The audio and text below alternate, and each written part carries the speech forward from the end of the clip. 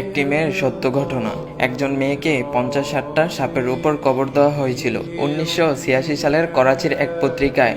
সেই মায়ের লেখা চিঠিটি প্রকাশ পায়। তিনি লিখেছিলেন, আমার বড় মেয়ে কিছুদিন আগে মারা গেছেন।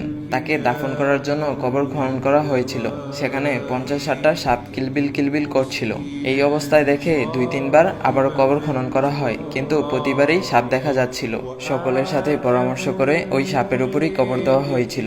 মেয়েকে কবর দেওয়ার পর তার বাবা অর্থাৎ আমার স্বামী নিজের মাথার চুল ছিঁড়তে শুরু করেছিল আর বলতেছিল আমার মেয়ে নামাজ রোজা সবকিছুই করত, কিন্তু পর্দা করতো না। তাকে পর্দা করতে বলা হলে সে যা ইচ্ছা তা শুনিয়ে দিত।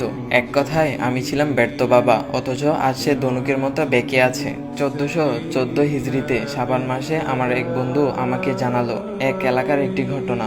আমার আত্মীয় এক যুবতী মেয়ে মারা গেছে। মেয়েকে কবর দেওয়ার জন্য মেয়ের বাবা কবরে নেমেছিল। বাড়ি ফিরে এসে তার মনে পড়লো সে তার মানিব্যাগটা কবরে ফেলে এসেছে, যার মধ্যে ছিল অতি প্রয়োজনীয় কাগজ। তাই তাকে বাধ্য হয়ে ফিরে আসতে হয়। আবার কবর খনন করে কাগজ আনতে গিয়ে মাটি সরিয়ে কাঠ সরানোর পর মৃত মেয়ের অবস্থা দেখে বাবা জোরে চিৎকার করে দূরে সরে এলো। কেন চিৎকার করেছেন জিজ্ঞেস করলে সে উত্তর দেয়, আমি দেখেছি তার সাদা কাফনের কাপড়টা নেই, তার মাথার চুল দিয়ে তার পাগুলো বাঁধা, ভয়ঙ্কর কিছু বিচ্ছু তার গায়ে লেপ্টে আছে। অতঃপর মেয়েটির ব্যাপারে খোঁজ নিলাম।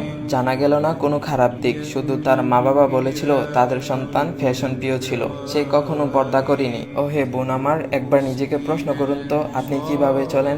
আপনি কি ঠিক মতো পর্দা করেন? বর্তমানে তো সমাজের মধ্যে একটা কমন ডায়লগ, মেয়েটা পর্দা করে না। শুধু মেয়েদের না, ছেলেদেরও অনেক রকমের পর্দা আছে।